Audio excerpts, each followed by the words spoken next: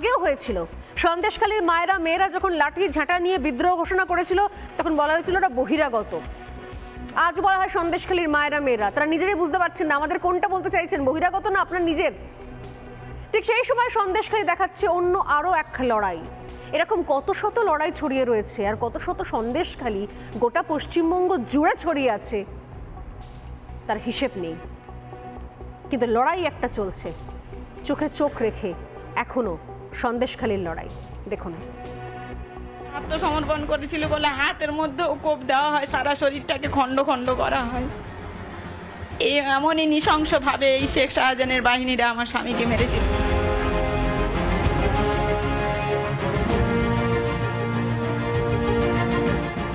সন্দেশখালীর কালী ডাকতে আজকে তৃণমূলের ঘরে কালী ঢালবার চেষ্টা করছেন।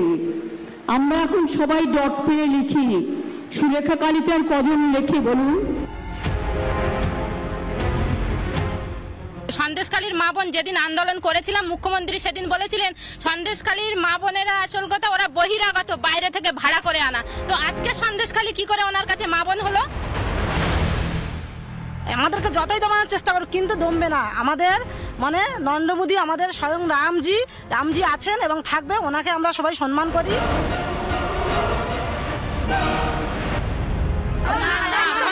সন্দেশখালীর আন্দোলন করতে পারি, ওরা যা শুরু করছে টিএমসি নেতাগুলো, আমাদের নেতাদের জন্য আমরা এই আন্দোলনে আবার লাভবো।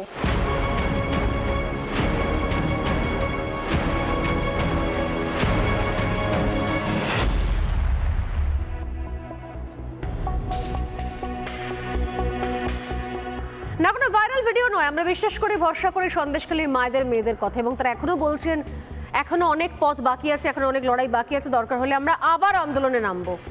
দেখি আমাদের কিভাবে মুখ বন্ধ করা যায়, কি করে আমাদের প্রত্যেকের বয়ান বদল করা যায়। আমরাও বিশ্বাস করি ভরসা করি আমাদের যাচাই করা ভিডিওতে। আর যে শেখ শাহজাহানের বিরুদ্ধে কথা বলছে, যে শেখ শাহজাহানের হয়ে কথা বলছে, নতুন নতুন গল্প তৈরি করছে তৃণমূল কংগ্রেস, চলুন আপনাদের একটু ফ্ল্যাশব্যাকে নিয়ে যাই। 2019 সাল, যে সন্দেশখালী, যে শেখ শাহজাহান এবং তার বাহিনীকে সার্টিফিকেট দিচ্ছেন বিধানসভায় দাঁড়িয়ে মুখ্যমন্ত্রী তার বাকি মন্ত্রীরা, সেই শেখ শাহজাহান বাহিনীর হাতে খুন হতে হয় প্রদীপ মণ্ডলকে। শাহজাহানের ভয়ে গ্রাম ছেড়ে পালিয়েছিলেন প্রদীপ মণ্ডলের স্ত্রীর সামনে খুন করা হয় প্রদীপ মণ্ডলকে। সেই রাতে ঠিক কি হয়েছিল? আজ এতদিন বাদে যখন শেখ শাহজাহানের গোটা গ্যাং অ্যারেস্টেড এবং বাকি আরো অনেকে এদিক ওদিক করে ঘাপটি মেরে বসে আছে, সেই সময় ছেলের রেজাল্ট বেরোনোর পর মুখ খুললেন ফাইনালি প্রদীপ মণ্ডলের স্ত্রী।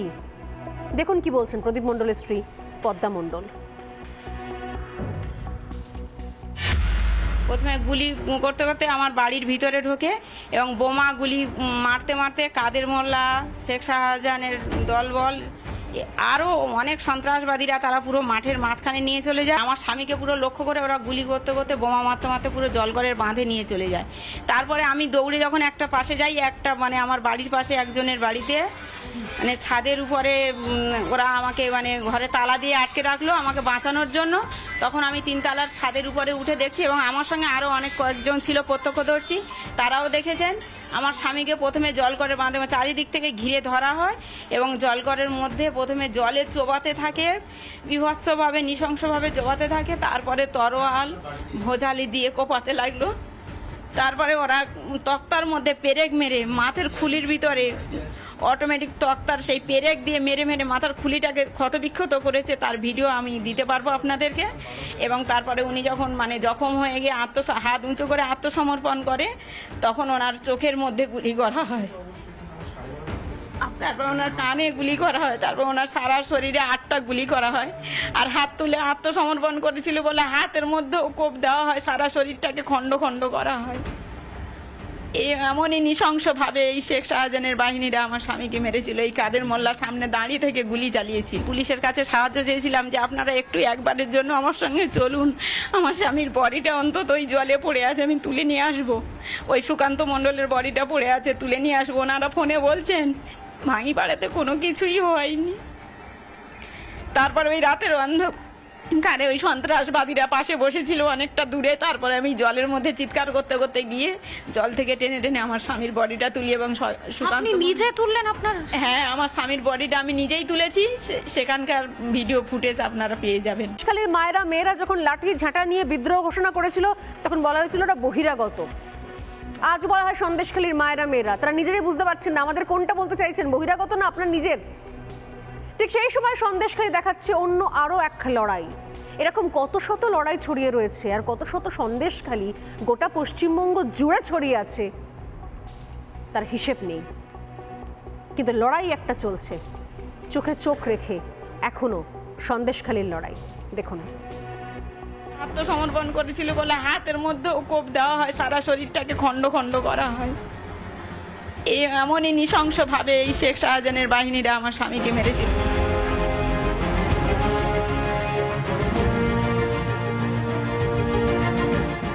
সন্দেশখালীর কালি ডাকতে আজকে তৃণমূলের ঘরে কালি ঢালবার চেষ্টা করছেন।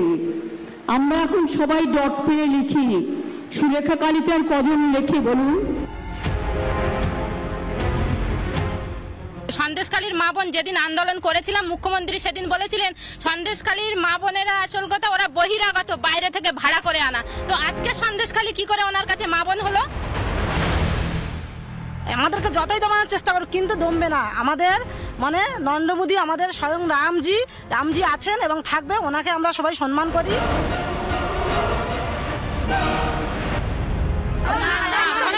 সন্দেশখালীর আন্দোলন করতে পারি, ওরা যা শুরু করছে টিএমসি নেতাগুলো, আমাদের নেতাদের জন্য আমরা এই আন্দোলনে আবার লাভবো।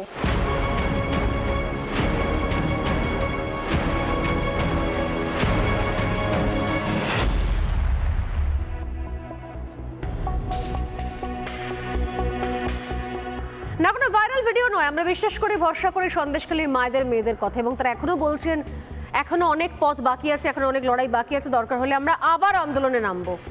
দেখি আমাদের কিভাবে মুখ বন্ধ করা যায়, কি করে আমাদের প্রত্যেকের বয়ান বদল করা যায়।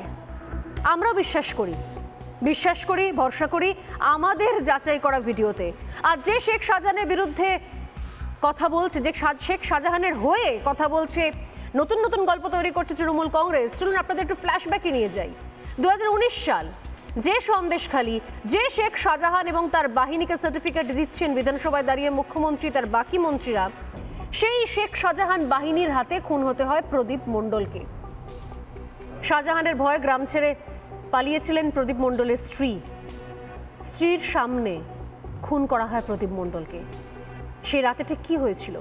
আজ এতদিন বাদে যখন শেখ শাহজাহানের গোটা গ্যাং অ্যারেস্টেড এবং বাকি আরো অনেকে এদিক ওদিক করে ঘাপটি মেরে বসে আছে, সেই সময় ছেলের রেজাল্ট বেরোনোর পর মুখ খুললেন ফাইনালি প্রদীপ মণ্ডলের স্ত্রী। দেখুন কি বলছেন প্রদীপ মণ্ডলের স্ত্রী পদ্মা মণ্ডল।